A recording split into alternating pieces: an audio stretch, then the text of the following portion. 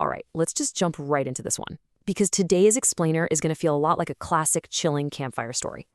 Picture this. It's a quiet, totally normal afternoon in 1988. You're in a small countryside home helping your family do one of the most mundane chores imaginable, cleaning out a dusty, cluttered attic. You know the drill, sorting through old cardboard boxes and forgotten junk, when suddenly you stumble upon something that just seems entirely out of place. What they discover is this old, heavy, wooden radio just sitting quietly in the dark. And what's weird is there's no logo on it, no manufacturer's mark, literally nothing to tell you where it came from or how long it had been gathering dust up there. So, driven by pure curiosity, the father decides, well, let's test it out. He takes this Fredo cord, plugs it into a wall outlet, and gives the dial a turn. Instantly, the room just fills with that harsh, crackling sound of heavy static. But here's where it gets weird. Instead of catching, a local music station or a news broadcast, the static just parts, and a chillingly calm, steady human voice breaks right through the white noise. I mean, wow. It wasn't a riddle, right? It wasn't some artsy broadcast. It was a grim, highly specific prophecy. Just imagine standing in your own attic and hearing a completely disembodied voice casually state that a life in your home is about to end. Now, the family's immediate reaction was honestly incredibly human. They just laughed. They completely brushed it off. They figured, hey, we must have tuned into some bizarre local radio play, or maybe some teenagers pulling a prank broadcast. So they simply switch the radio off and go right back to their day. But I really want you to ask yourself, if an old, forgotten object in your own house made a prediction like that, how would you react as the evening started ticking closer to that exact minute? Because it's super easy to laugh something off in the bright light of the afternoon when you're surrounded by your family, but as the sun goes down and the house gets quiet, well, human psychology starts to play tricks on us. Even if you absolutely don't believe in the supernatural, a specific warning like that is going to plant a tiny nagging seed of doubt in the back of your mind. Incredibly, though, the family actually managed to push the strange message to the back of their minds. They went about their normal evening routine, they ate dinner, completely unaware of the clock just ticking away on the wall. The hour hand moves to 9. The minute hand sweeps past the quarter hour. And then, precisely at 9:17 p.m., the total silence of that countryside home was shattered. Out of nowhere, the family dog jumps up and begins to bark wildly, just staring at nothing, panicking like someone or something unseen had just walked right into the room. And then tragedy unfolded in a matter of literal seconds. The clock strikes exactly 9:17 p.m. The dog goes into an absolute panic. And right over the frantic sound of the barking, the grandfather suddenly collapses to the floor. It was a massive, completely unpreventable heart attack. Doctors would actually later confirm to the family that there was absolutely nothing they could have done to stop it. The timeline was exact. That impossible prediction, down to the very minute, had actually come true. Obviously, the family was just absolutely shocked by this sudden, devastating loss.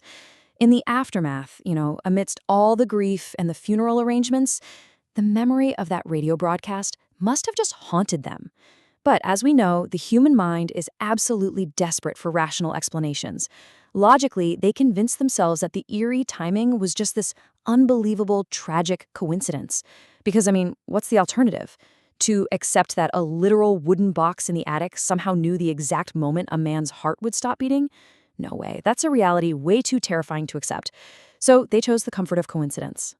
And they managed to hold on to that comfort for exactly 1 week.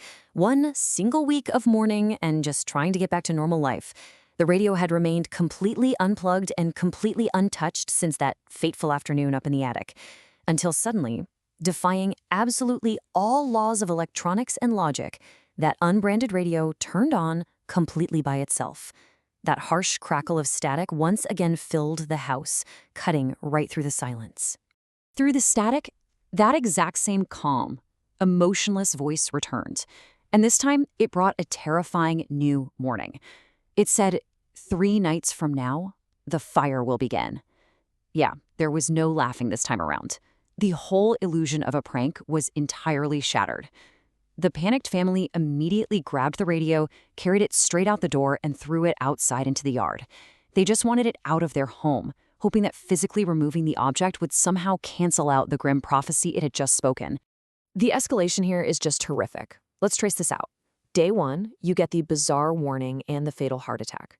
Exactly 1 week later, the chilling second message. And then, exactly 3 nights after that, the prophecy fulfilled itself all over again. An electrical short circuit, something that seems totally random and mundane, ignited a massive fire right in the family's kitchen. The flames spread incredibly fast. Thankfully, by some absolute miracle, everyone managed to escape the house with their lives. But half of their home burned completely to the ground. Okay, so this was the breaking point. The family had been pushed to the absolute brink. They had lost a beloved family member, and now they had just lost half of their home.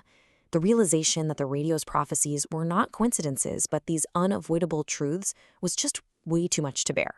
So the father, enraged, grieving, and frankly terrified of what this voice might predict next, decided he was going to end it. He marched out into the yard where they had discarded the radio, gripping a heavy hammer, completely intent on smashing that wooden box into 1,000 pieces to destroy it once and for all. But right before he could land a single strike, he made an impossible discovery. The radio wasn't just missing. It had vanished under completely inexplicable circumstances. There were no footprints in the dirt leading up to where it lay, no signs of a break-in, no broken locks on the perimeter gates. Nobody had snuck in to seal it. The heavy wooden box had simply vanished into thin air exactly as mysteriously as it had predicted the future. So, looking at the source material for this mystery, what are we left to believe? On one hand, we have this terrifying theory of an impossible prediction. Like, was this object genuinely cursed? Was there some unknown malicious entity secretly broadcasting a sinister frequency directly to this one family? But then on the other hand, we have tragic coincidence. Did this family just suffer a mathematically mind-boggling string of random natural tragedies that just happened to align perfectly with a really cruel prank? To be honest, neither answer brings any comfort at all. The family never saw the radio again. They eventually rebuilt their home and really just tried to move on with their lives, leaving the whole mystery completely unsolved.